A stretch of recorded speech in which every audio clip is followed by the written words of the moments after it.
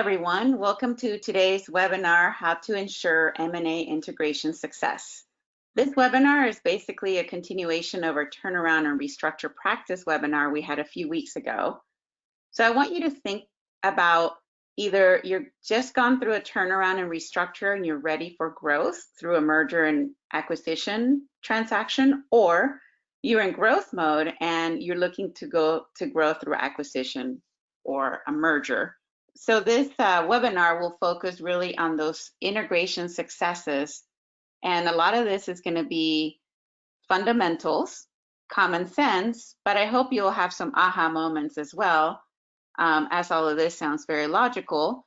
You'll also notice that I will focus much of this presentation on the operational and people side of the house, rather than the deal structure, legal, and financial structure of an integration. So a little bit about myself. My name is Vanessa Davison, managing partner of Panorama Consulting Group. My experience has been in a C-suite capacity, deployed in many situations as a CEO or COO to turn around and grow financial firms. I got started in the mid-90s with Montgomery Securities as an analyst. My focus was in the financial services practice, but later on, after turning around many financial companies in the early 2000s, I came to Panorama Consulting Group. And in this position here, I lead our client services practice, and we do a lot of different industry sectors that I like to talk about today.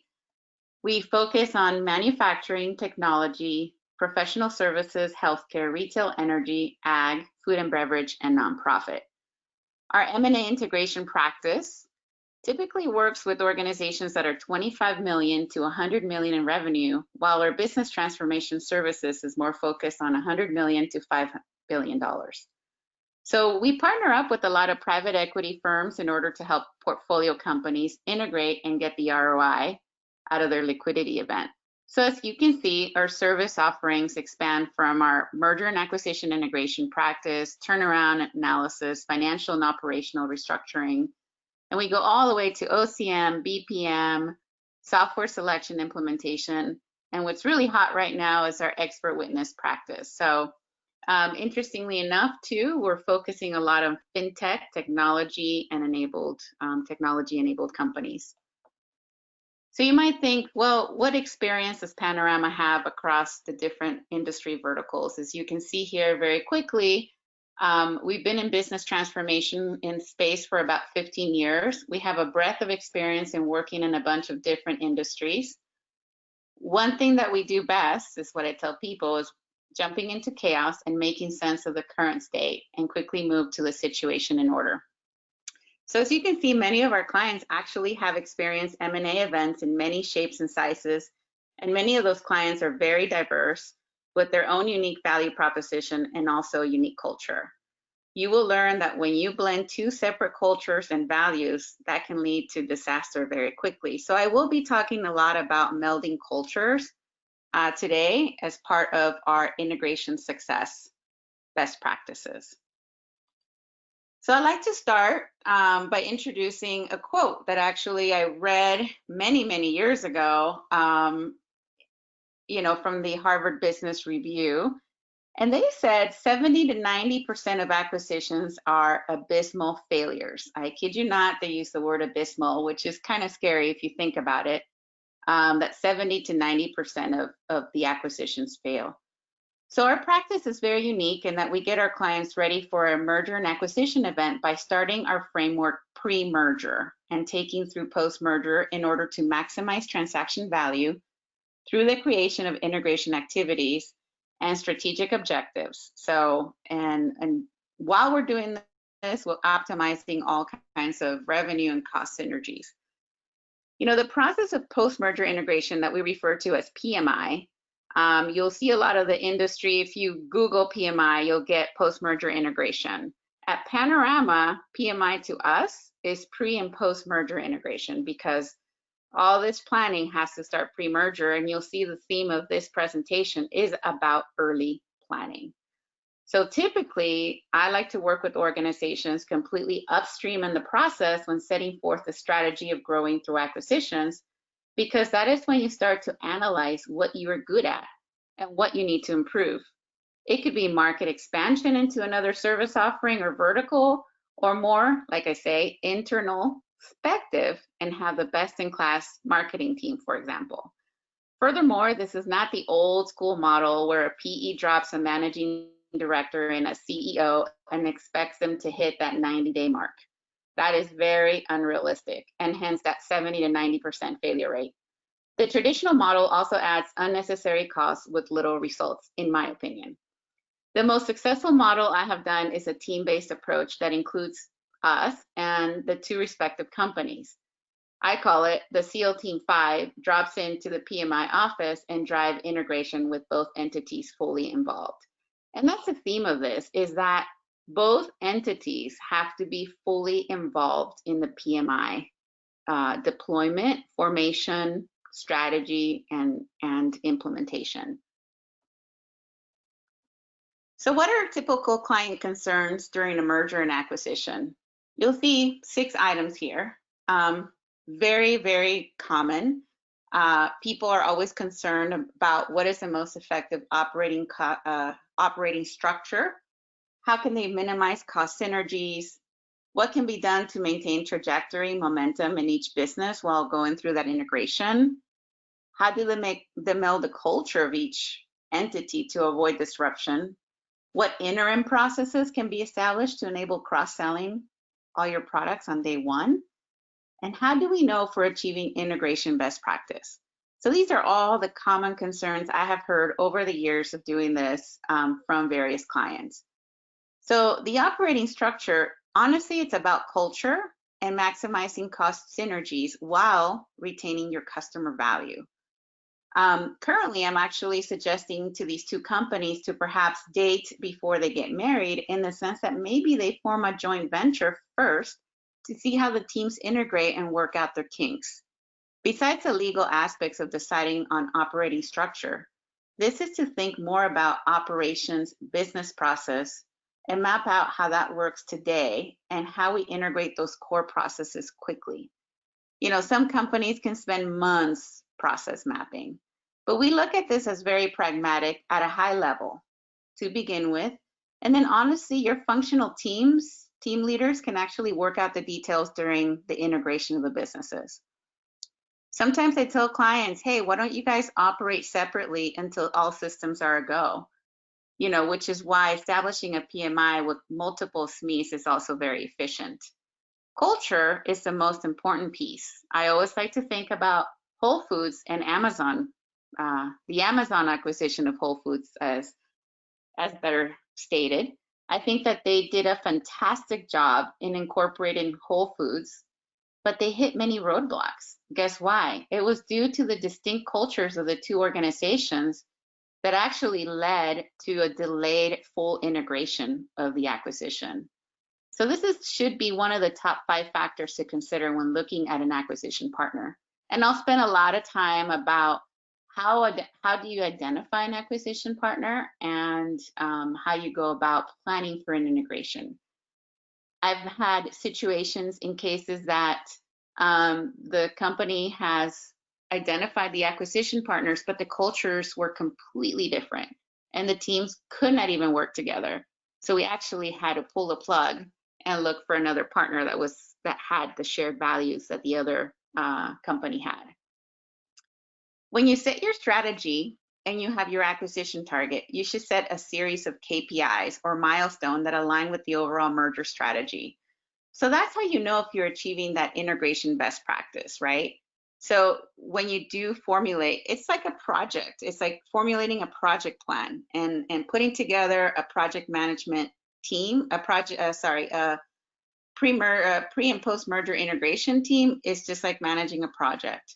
And there's a set of milestones where people really don't do their job is in establishing those key performance indicators for the success of the integration.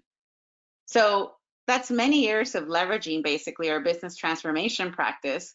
You know, we're always very focused on the customer and employee experience in designing that merger plan and framework. So every merger is different. I'm not going to go through and tell you, you have to do this step, this step, this step. I'm just going to tell you what's important in considering how to go about the merger and integration. And the reason for that, and trust me, I've been there, I've made the mistakes, I know what I'm talking about. I've gone through several myself. And usually, as either an owner or a senior executive in the transaction, I'm always way too focused on the deal points of the merger, the legal aspect, and the financial aspect, that once the merger actually is finalized, trust me, a lot of teams are going, uh-oh, now what? Now we got to go through integration. Now we got to think about operations. We got to think about our processes, our systems, our culture, our people. That's usually an afterthought. And what I want to teach you here today, it should not, and it cannot be an afterthought. It needs to be considered way upstream when you're looking to integrate your companies. So how do I think about, for example, integration methodology? I think of it as first setting the direction. You design the PMI to reflect the objectives, philosophy, and principles of the merger. To me, that's number one, right? That's part of knowing what the strategic objectives of the company is. What are the values? What are the principles? What are we trying to achieve, right? It can't be, oh, we just want to make more money and we want to start acquiring everybody or gobble up our competitors, right? You have to be able to think about, how are you going to manage the PMI processes, like separate from day-to-day running of the business? And this is why you have to pick your team early. You have to organize a team that's going to be doing the integration. Not only your staff, but whatever consultants you wish to bring to the table. And also, you have to insist that leadership is active on day one. The other thing we think about is really communication and change management. How are we going to communicate this merger or this acquisition to our clients, internally to our employees? How are we going to change? How can I manage that change internally and externally? Right now, I'm helping two nonprofits merging. Their biggest concern is, how are we going to combine the two brands? Because both brands are very powerful in very different marketplaces. So that's a consideration that has to be taken when you're setting the direction. How are you going to have, how are you going to staff this, staff retention? So all these things kind of play into your planning of the integration methodology. So when we think about core values in integration methodology, we really think about strategy and key objectives. How are we going to capture the value? And a lot of people always focus on the most important thing, which is maximizing cost synergies, but also planning for revenue synergies. Trust me that all of my bean counters in my life have always said, okay, how are we going to remove redundant and achieve cost synergies? But where we usually fall short, and why I've seen this with many companies, is integrating the sales aspect of a merger or acquisition, right? That's always the toughest thing in a way, because you have to have those revenue synergies quickly up and running, because you need that cash flow coming into the company. You need to have that continuous communication and connection with your customers. And that's very, very important. So you need to define those explicit cost and revenue targets and revisit them continuously throughout the PMI. What you're going to see me talking about in the integration plan is setting a business case.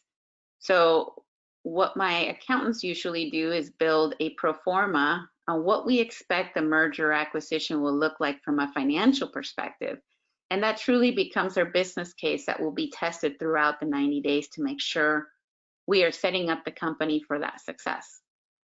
Other things in the strategy and key objectives that I like to think about is clarifying the business model of the combined entities. Will there be a strategic fit between company and the buyer? And is the perception of that fit based on historical business relationship or merely unproven future expectations? What I do mean by that is, you know, sometimes the companies that are merging or being acquired, they know each other and they worked with each other in the past. So they have a very good business historical relationship. Whereas if you're going blind and your transaction firm is looking for an acquisition or merger partner for you, you might want to date before you get married, so to speak. And it's very, very important. I always tell people it's easier to get divorced than to unwind a partnership. And it's very, very true. Sometimes company, and I have a friend of mine that's actually growing his business via acquisitions, or what he calls it, acqui-hire. So this is when your company's basically acquiring key people to be able to add to the business, but not buying anything else. And also, of course, the client list. So that's kind of what I like to look at in core values of the integration methodology. When I think about how am I going to build the organization, I think about myself as an architecture, how I'm going to manage talent, how I'm going to look at how I'm going to be able to select and retain and develop the best people for the organization, how I'm going to design a workable organizational structure for the combined company. Those are very important things about how you're going to build a business.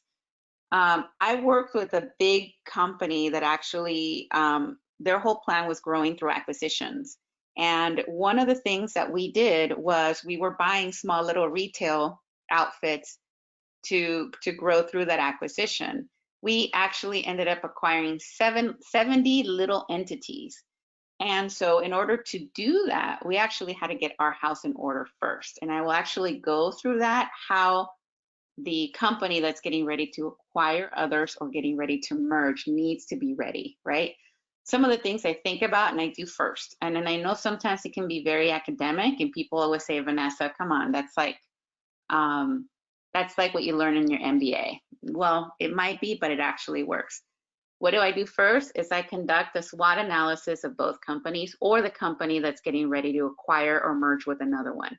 What is a SWOT analysis?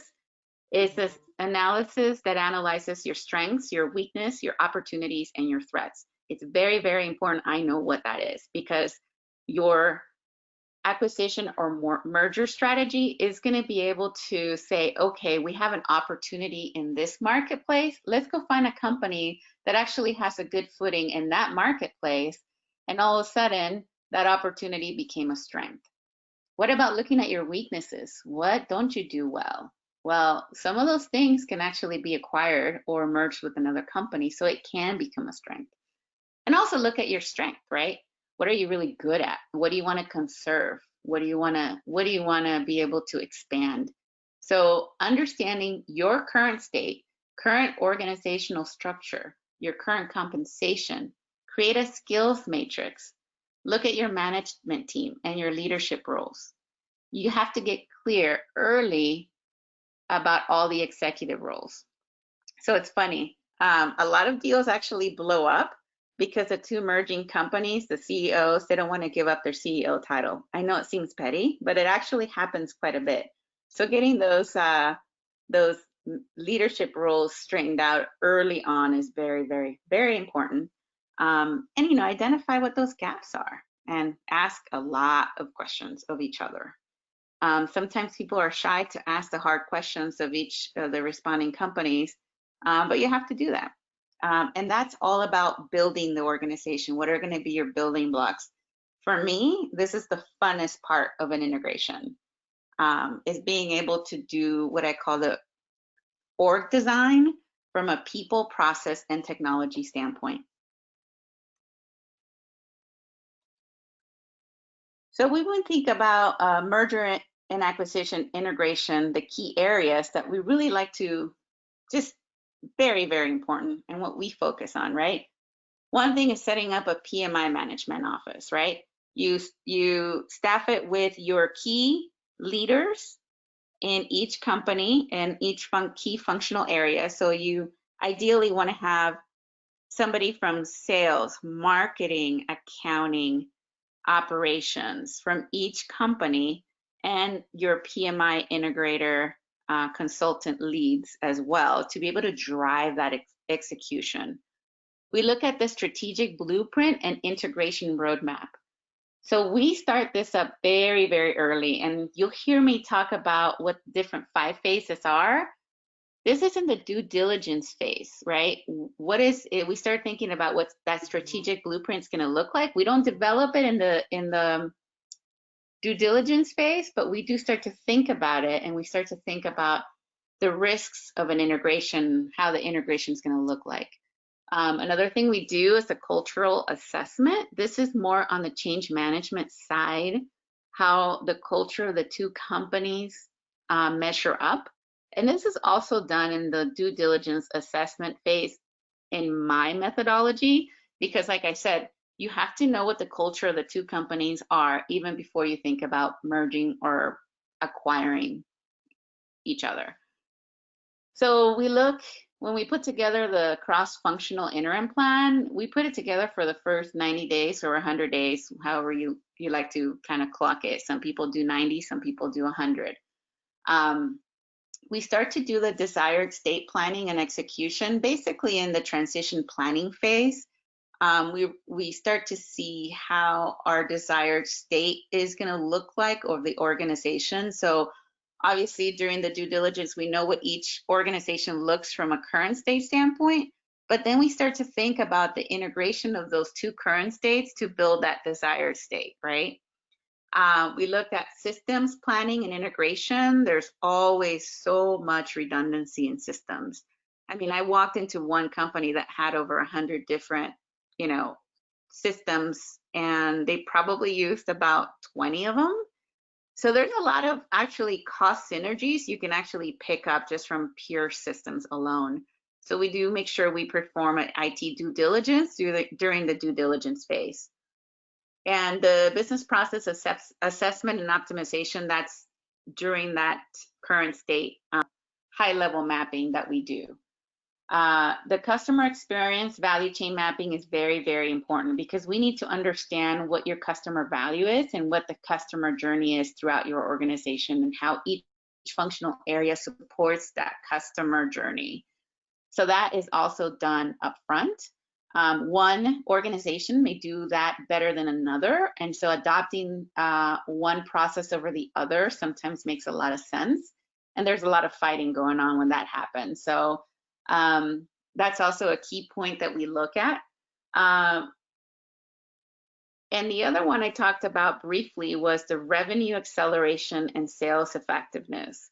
One thing that is, you have to have people focusing on nothing but what is that customer acceleration. When you merge or acquire, hopefully you're cross-selling products, and hopefully you're able to accelerate the sales of those products effectively when you do a merger. But it becomes such a Chinese fire drill that is actually an afterthought, and it doesn't get the attention it needs. So I would highlight that area for you. And like I said, the org design and change management aspect of it is basically your blueprint for integrating the company. And last but not least, communications plan and execution. You have to communicate often. You have to communicate. You have to do fun things to integrate the teams. Trust me, there is not too much communication when you're talking about a merger and acquisition.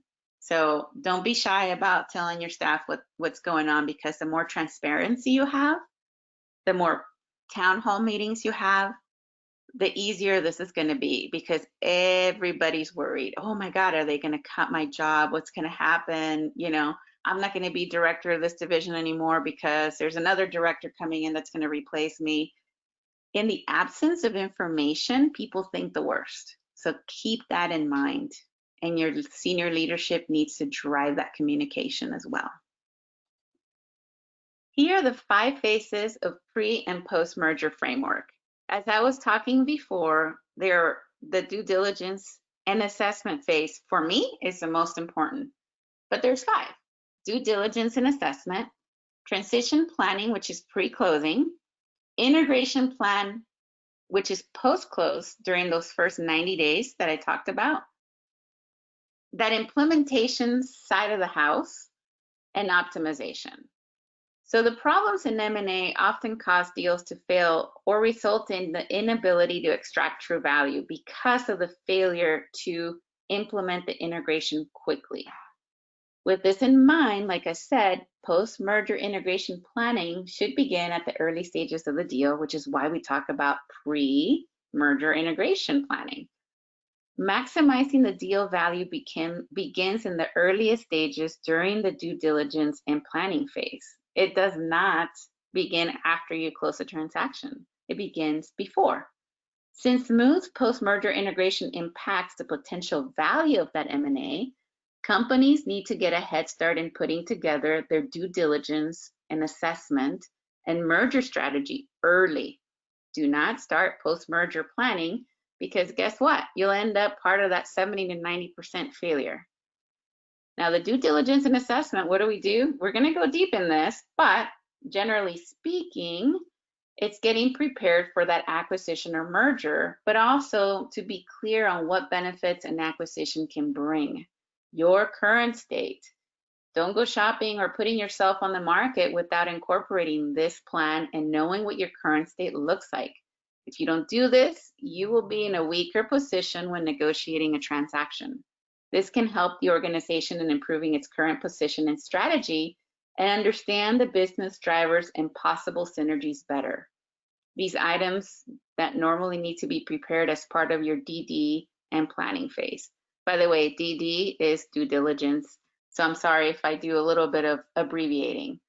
So DD is a sharp focus on value and post-merger integration. Some of the things that we do is normal, commercial, financial, legal, others. We confirm the business case. We recalculate expected synergies based on the DD data. We confirm what the workstream owners of post-merger integration projects will look like. But bear in mind, we will look at due diligence tasks a little closer in the following slides. So I'm just kind of giving you a rough high level, but we'll go deep on this. Transition planning, these are items that need to be reviewed before the actual post-merger integration process begins.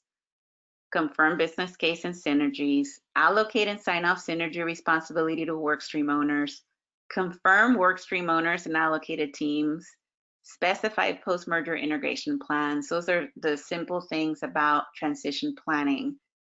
And then the implementation plan occurs post-close, which is basically the kickoff. This is what I call the post-merger integration kickoff. And this is like determining the governance structure. In this step, a single integration manager is named to oversee the integration planning and implementation process. So they're the ones that are responsible for, like I like to say, border calling all the other functional area PMI executives.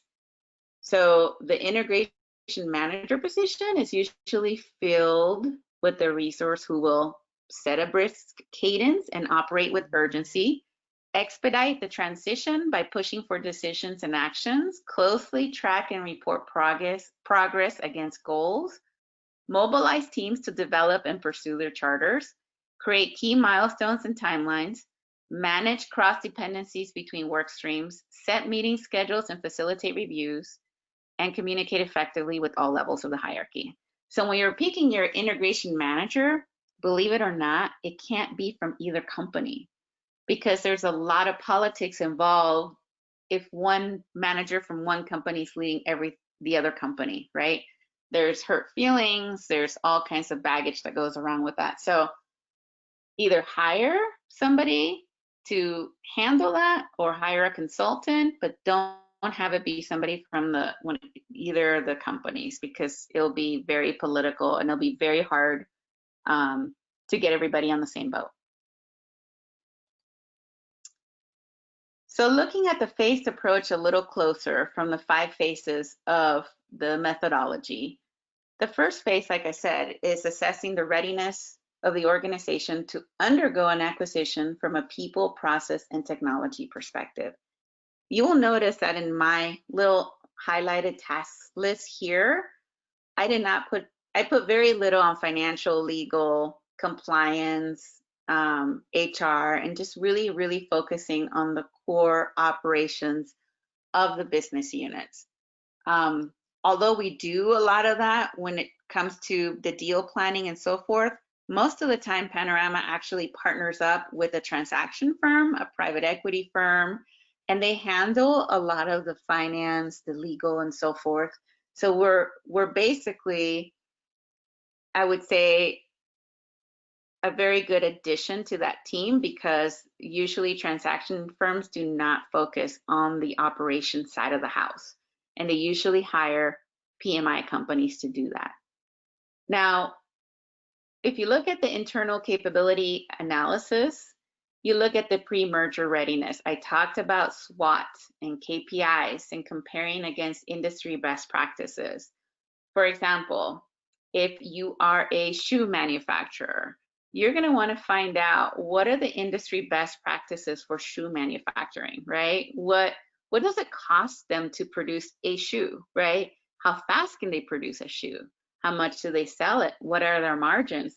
There are industry best practices out there, and you can actually know where you stand against those industry best practices. So it's very good to know that. I also like to say that you have to create a roadmap for the acquisitions, like I was saying. And that's honestly in the internal capability and analysis. Do we have the internal capability to actually drive and lead a merger and acquisition, right? Do we know how to create a roadmap? Do we know how to optimize our current structure? So if you don't have that internal capability and analysis, you should look to either hire someone or bring a consulting firm to be able to walk you through that. So some of the key KPIs to handle all the, let's say to handle all the differences, companies need to first establish that consistent set of success factors that guide that post-merger integration efforts. Such points during the process can define deal success.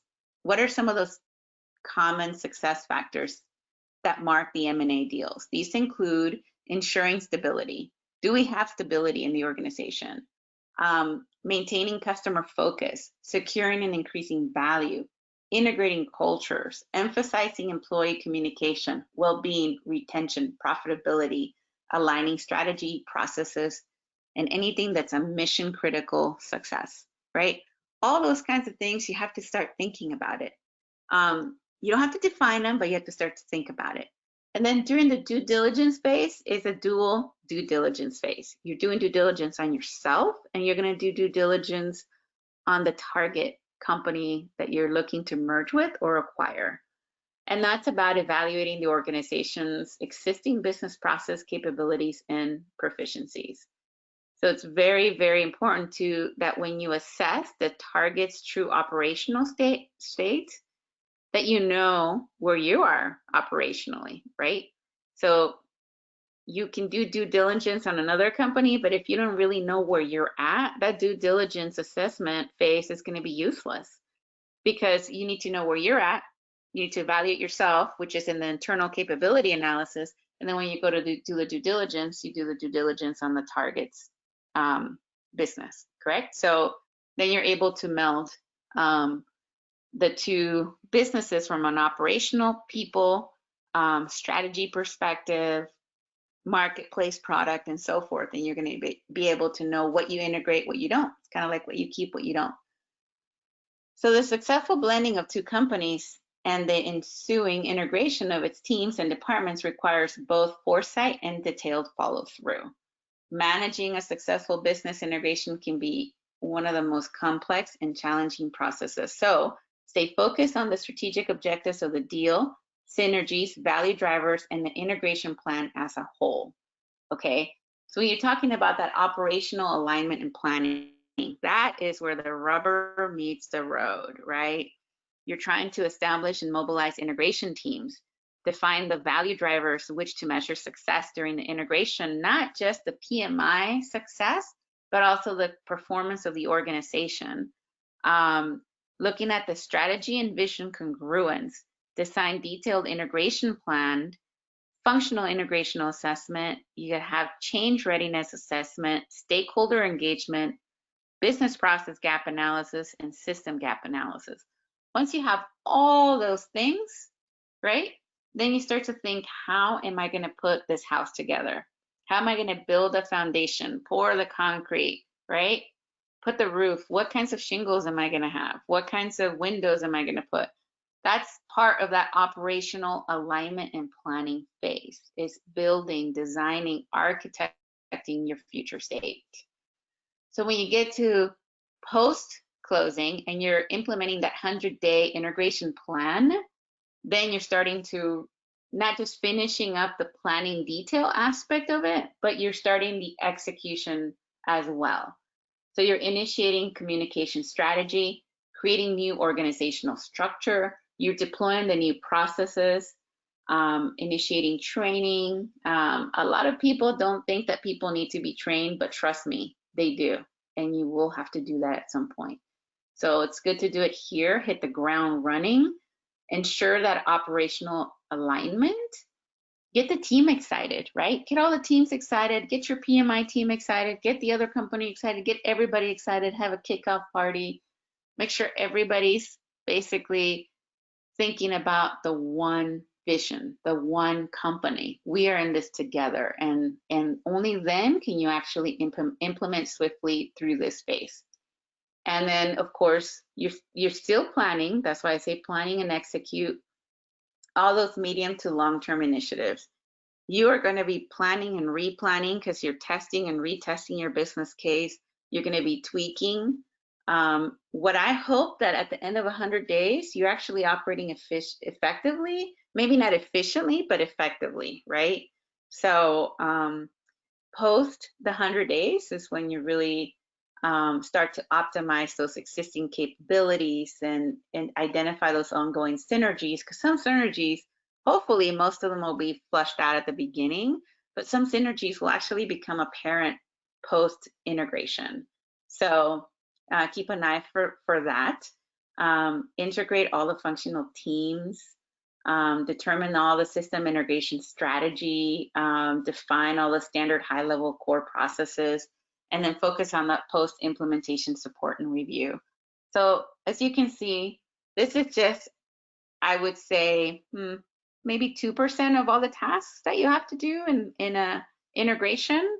So this is nothing in compared to all the tasks that you're going to have to think about. But we do think about everything, and just to give you an idea about all the tasks that actually we look at in assessment and due diligence, and not just us, our partners that we work with, the transaction firms that are helping you get acquired or go through a merger. You know, overall strategy and key objectives, like I said, SWOT analysis, important, corporate due diligence, HR human capital management, financials, tax matters, sales, marketing, what's your competitive landscape? Who are your customers? Who are their customers? What does operations production look like? What is your IP, technology? What are the material contracts? Anything to do with regulatory, antitrust, compliance, insurance, litigation, environmental issues, government regulations, filings, compliance, properties, right? Deliver, I mean, just everything you think about in being able to just go to market, know what you have, know what they have, where's the due diligence, and what's the assessment, and all those areas. You know, you have to go in, and we have to have a tax expert. We have to have people looking at your their insurance, and making sure we cross all our T's and dot all our I's. But the most important thing about here is linking that due diligence to that post-merger integration. All that information transfer between the acquisition and integration teams is often incomplete. So hopefully, having done all this work upstream, you know, during pre-merger and during the due diligence phase, you will hit the ground running on day one, because all this has been taken care of. This is like an administrative nightmare of having to go through all this. And not only that, but, you know, people are exhausted too. I mean, and some people are like, I we don't have a strategy and we don't know what our key objectives are. So it's almost like you hit the brake on the car and you're like, okay, time out. We need to define this because we cannot go and acquire another company when we don't know what our key objectives are. You might think that's dumb, but actually a lot of mergers occur from an opportunity and it's all of a sudden, right? All of a sudden you and your competitor are buddy buddies and all of a sudden you guys want to get married and things haven't been ironed out internally in both companies, but it happens more often than you think, and so I like to talk about it. Then we talk about merger integration due diligence assessment. What's in that, right? What do you mean? What is that process map? That's kind of scary. Is that too consultant speak for me? No. Well, let me tell you, when you do during the pre-merger, during the internal capabilities analysis, when you're looking at current state assessment, you have to do a high-level mapping. And if it's done right by somebody who's more practical and less consultant, guess what? You're going to get through this very quickly. You're going to be able to kill like 4 birds with 1 stone because you're going to be able to map out your processes, right? You're going to know who's doing what are the redundancies, right? What pockets of resistance do you have? What's working well? What's not working well? What are your pain points? What could be your desired state? And guess what? What are you missing? Like, what's your gap here? What are you not doing right? And then you start to think, this acquisition partner, this merger partner actually has a strength in this. Wow, this is amazing. We're going to get great synergies, right? So this is very, very important. It's not academic and it's not consultant-y, like I like to say. It's very practical. And it also plays into the organizational design and alignment, right? Being able to interview employees, their skill sets. What are they doing for their everyday jobs? Is there somebody else doing it too? And is there redundancies there? And looking at the organizational hierarchy to optimize the workflow. And like I said, you're going to know what the pockets of resistance are. There's always rotten apples in companies, trust me. You're going to want to get rid of those quickly. And you do that by doing that cultural and value assessment. You'll know what's going on very, very quickly. At least we hope. And of course, we look at the IT due diligence. So all this in this current state that you see here, you're going to be able to look at process, people, and guess what? Technology all at once, very quickly, very pragmatic, and at high level, you'll know what the internal capabilities of the organizations are.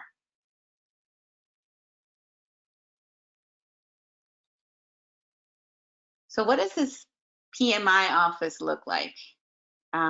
What does this PMI strategy and measures look like? Well, this is a very good view at the integration framework, pre-merger and post-merger. What are all the functional areas, right? What are all the tasks that need to happen within each functional area? Your PMI office sits in the middle of that circle, and it's able to assign, hopefully, team leads, or what I call is functional area leads, to each of those squares, and they're going to be driving their areas with the PMI manager office oversight. So you look at, for example, purchasing. What are the things that you have to look at? Do you make, do you buy?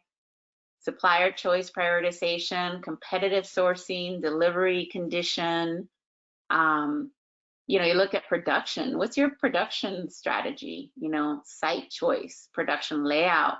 You're combining 2 companies, and there's going to be some warehouses you might have to close down. You might have to consolidate the production staff. So all that is very, very important. Does one production process work better than the other? What about marketing and sales? So this is actually one of the hardest things when it comes to branding, right? When 2 major brands are merging, or one is acquiring the other one, everything comes to a halt until they figure out branding. I mean, you think about United and Continental, right? That was amazing how they were able to incorporate the logo of one and keep the name of the other, right? it is very, very tricky because a lot of money is usually spent on branding a company. So, you know, you almost have to put your ego aside and think about what's better for the organization going forward. So branding becomes very, very important. You look at customer value, experience, and journey. What's the corporate identity, the corporate design? What's the sales strategy? What does the sales organization looks like, right? I was actually looking at two separate consulting companies recently, and one has their delivery team and sales reports to the delivery team's director, and the other one has a whole separate sales organization, completely separate than the delivery team, and there's a director that sits on top of that with all the account executives. So that was a little tough to integrate because you have a whole separate sales organization process and a whole different organizational design because of the way that the two divisions are completely designed different. So you just sometimes have to throw out the BS, as I like to call it, and say, okay, which one's doing better, right? Which one has the highest close ratio? Which one has the customer loyalty? Which one has the higher profitability? Which one functions the best? So and then you adopt the one that does the better. And there can't be any politics, there can't be any hurt feelings. It's all logic, right? You're using performance indicators to be able to understand which organizational design or sales strategy you adopt. And that's throughout the whole organization. So you look at supply chain, process harmonization and process optimization, warehouse storage, outsourcing, human capital management, very, very big piece in HR. Because you're looking at staff structure, tasks and responsibilities, job policies are going to be changing.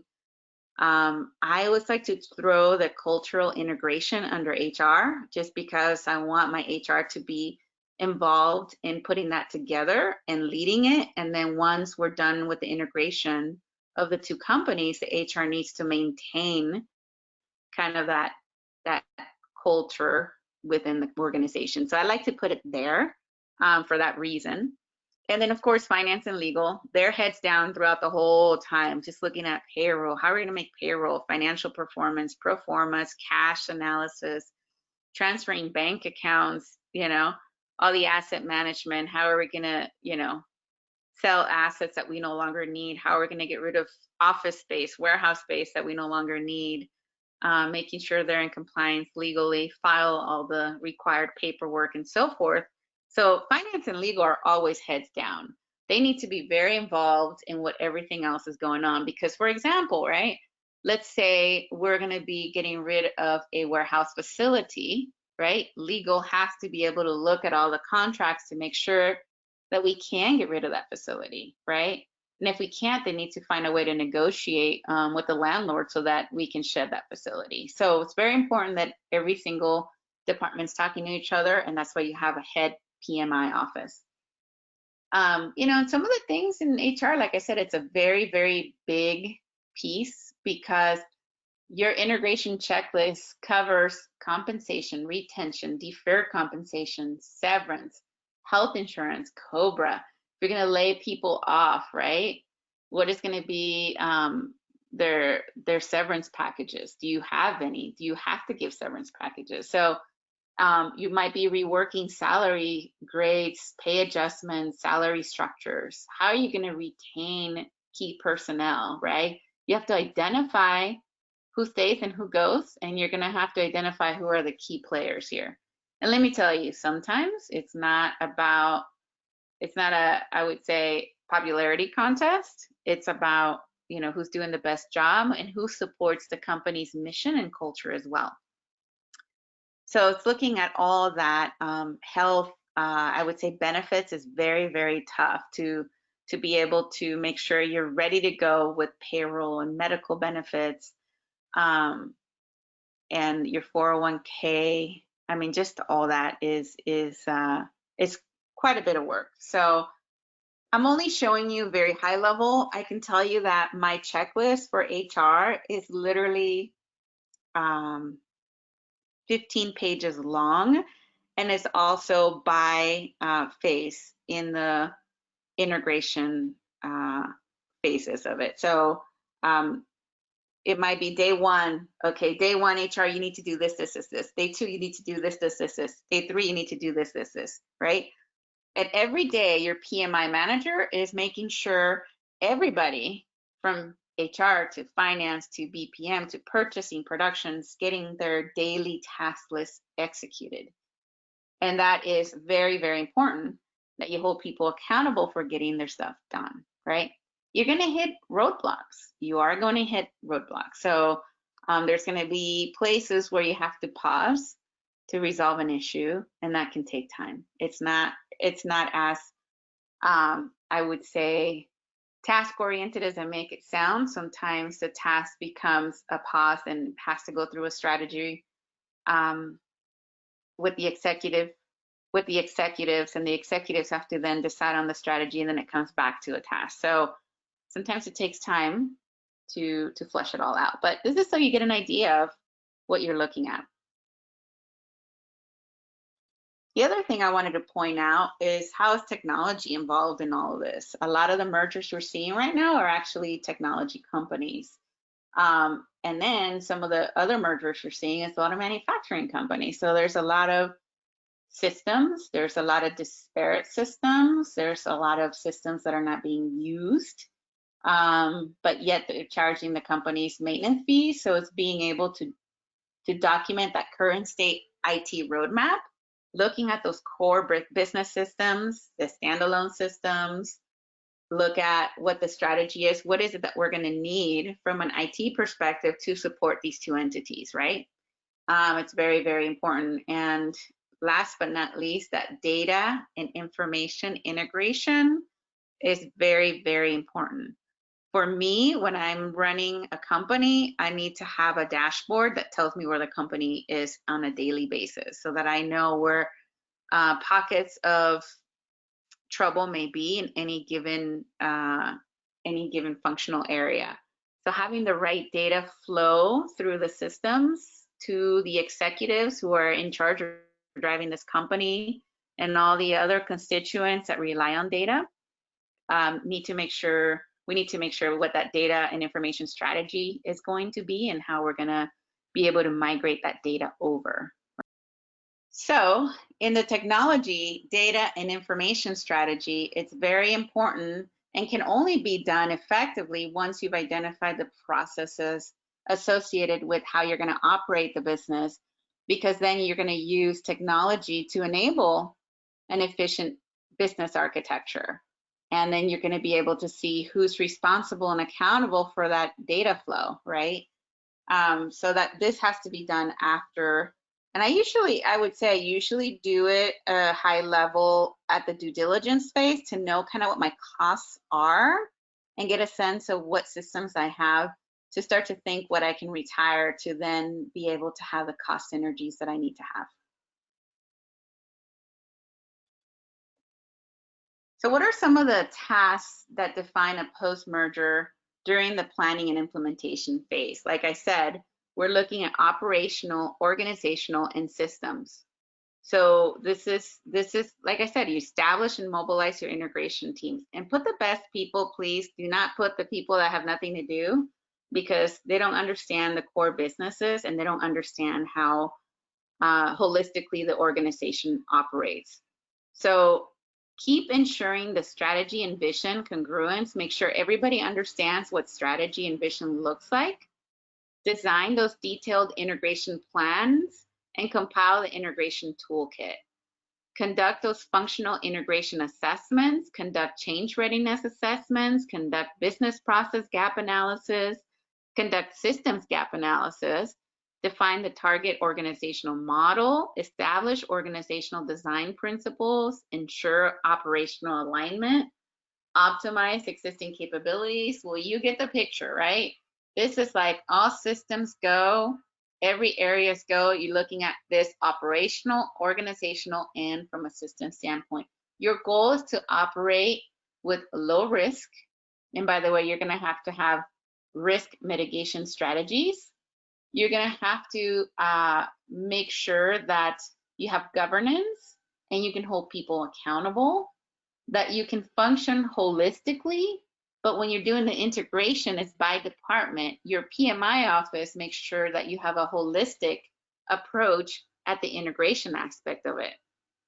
And now you can kind of start to see why the traditional model of dropping one CEO really won't cut it in order to be able to integrate two companies. You really need a team, and you need teams to focus on the different functional areas and to drive all this operation and change management aspects of it.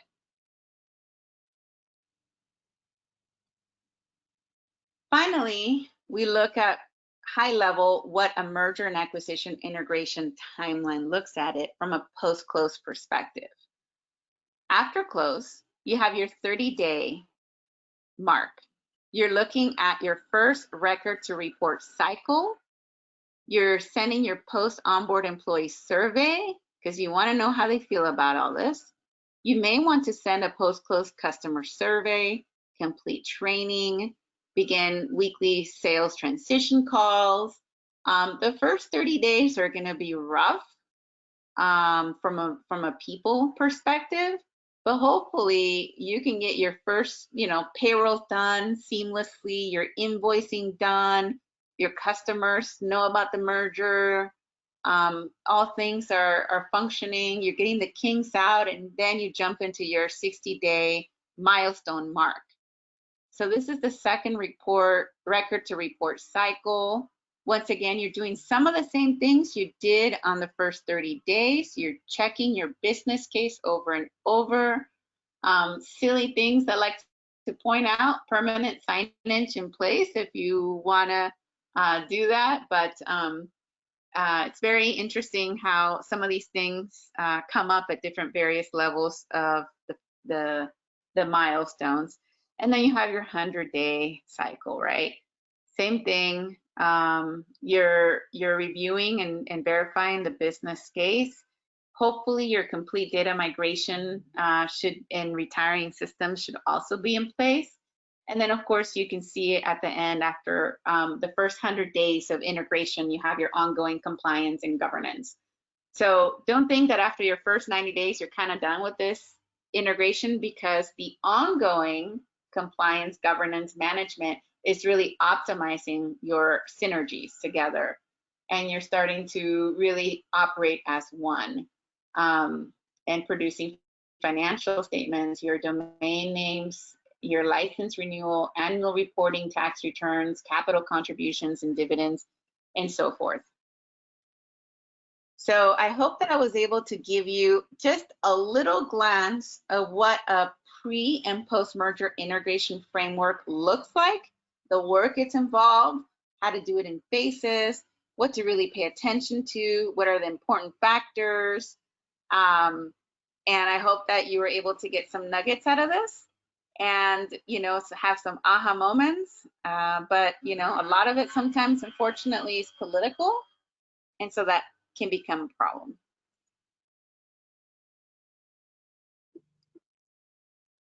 So as we think about ending our webinar today, we like to extend a offer to be able to have a 1 hour free of consulting time with one of our PMI consultants.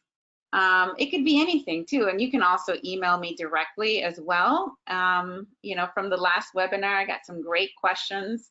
We have some great questions already today that we're looking at. Let's see, let me see if I can read a few of them. One of the questions is, how would you apply this to a nonprofit merger? Well, this is actually a very excellent question, because I'm actually in the task force of a huge nonprofit merger right now. And all these steps are definitely important, even in the nonprofit area. I think for nonprofit, the most important is, once again, the brand. What does the donor base look like? How are donations coming in? Are they foundations, corporate, individual, right? Now, some corporate or foundation donations are set aside for specific areas. For example, there's a lot of foundations right now focusing on COVID. So a lot of funds, are we going to lose funders? Are we going to lose sources of funds by merging? So when it comes to a nonprofit, I think it's very important to look at the donor-based composition and the branding side of the house, and how you're going to be able to keep fund donor base and also increase donor base. Because if you're going to have a nonprofit merger, hopefully it's for the purpose of getting access to a bigger donor base. And number two, it's the field services, right? The two nonprofits that I'm working with right now, one of them has a consulting and engineering service offering, and the other one is a little bit more field operations. So it's perfect synergy from an operational standpoint, because they can cross-sell consulting and field services. So that's also very, very important. So I think, in those cases, like I said, donors, access to a more diverse donor base is important. But every single piece of this methodology would apply in a nonprofit merger. The other question is, how do you apply the pre-merger steps before identifying an acquisition target? That's actually also a very good step, because I actually talked about it briefly at the very beginning, but this whole presentation assumes that you already know who your acquisition target is, right? But what are the pre-merger steps before identifying that acquisition target? It's really, like I said, the internal capability analysis is that's the part that you do before you do that. So when you do the internal capability analysis, you're looking at your own strategy. Sometimes you may not have one, so you have to put one together. You look at your objectives. You're going to know right away if you want to grow through acquisitions or a merger. You do your SWOT, your current state. You look at your financials and see kind of where pockets of, I would say, weaknesses are. In working with one of the companies as well, we noticed right away that their cost of goods sold was really, really high. And so we decided that maybe a good acquisition target would be somebody that actually has that cost very, very low because of a special distribution channel or manufacturer, or they do their own manufacturing or so forth. But that's an area, those are different areas that you review. So when you think about your SWOT, don't just think about internally or externally, also look at your P&L as well, because there's some stuff that may be hidden in there that may be weaknesses and strengths. So it's really looking at your internal capability analysis, pull some of those due diligence tasks out of the due diligence phase, and do some due diligence on yourself, if that makes sense. And then the next question, I think that's the last question that I see right now. They said, we are already working with a transaction firm, but they do not seem to be focusing on any of the items mentioned. How would you be able to assist us and work with them? And would this be expensive? Well, that's a really good question, because we typically work with transaction firms. We typically either bring a transaction firm to help, or you might be already working with one and we come in to formulate the plan for the pre and post merger implementation. So we do work with them. Usually transaction firms charge a transaction fee at the end of the transaction. Consultants like us, we cannot charge transaction fees because we're not really a transaction firm. So we charge consulting fees hourly. It could be time and materials. Sometimes we do a fixed bid. It's sometimes not very expensive, believe it or not. We did an assessment of a professional services firm that was about 30 million in annual revenue. And I believe the assessment was about 25,000, just to give you an idea. And so that was the assessment and the due diligence part of it. So it's not very expensive. I think where it could get a little expensive is when you start to do the integration. But even then, it's very important to have that whole team in with you. And for this one $30 million company. They merged with another 20 million, so they became a $50 million company. I think it was about 500 employees. Our run rate during the implementation was about 50,000. So believe it or not, it's not very expensive, and it's because we are able to take people from your company and the other company to do some of the work and do some of the heavy lifting. If you think about it, we're mostly coaches, often quarterbacks, and when the client wants, we're actually going to be the boots on the ground doing some of this work. But I really like to teach, show other people how to fish, because it's going to be these people running the company when the integration's done and we're done with the work. So great questions. If you have any other questions, feel free to email us or feel free to reach out to me. I'll be more than happy to talk to you. I love this stuff. It's my passion, and it's years of experience. I got scars to prove it, so very happy to talk to you. Thank you for your time today, and hopefully you have a very successful integration. Thank you.